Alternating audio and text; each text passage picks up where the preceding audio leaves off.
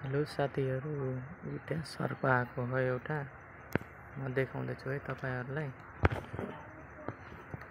क्यामेरामा खासै राम्रो देखिएन, तर पनि मैले जुम गरेर देखाउँछु।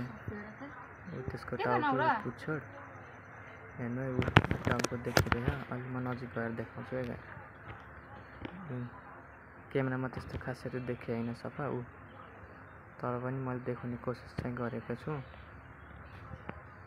है तपाईहरु पनि सतर्क रहनु होला। घरमा बच्चाहरु हुन्छन्, सर्पले टोक्लान्, डराउलान् बच्चाहरु। अलि ध्यानपूर्वक बच्चाहरुलाई यतिकै नघुम्न दिनु होला घाँसपातमा। टोक्न सक्ला साँपले। हेर्नु त गाइज, हेर्नु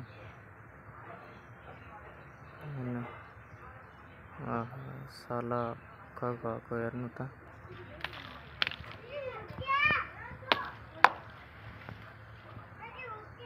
अहिले हेर्नु है गाइज, कसरी भाग्छ त्यो। हेर्नु त, सर्पको जात के। हेर्नु त, बाफ्रे, हेर्दै कस्तो डरलाग्दो हुन्छ हैन त। हेर्नु त, अन्त गाइज कमसेकम 2 फुट त होला के रे। हेर्नु त कस्तो टोक्न आएको।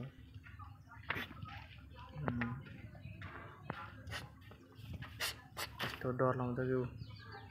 अझै भाग्न पनि नभाग्ने कि गाइज, यताउता मात्रै हिँड्ने के। अन्त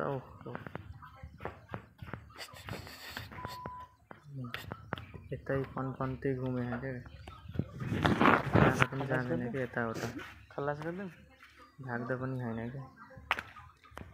भाग्ला भनेको भाग्दै हैन, उता घर भित्र जाँदै गर्दैछ।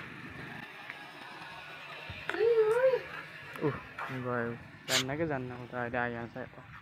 अन्त मैले ब्राइटनेस अलिकति बढाइदिएँ हो, राम्रोसँग देखेला भनेर। अब घरभित्र चाहिँ जाँदैछ कि।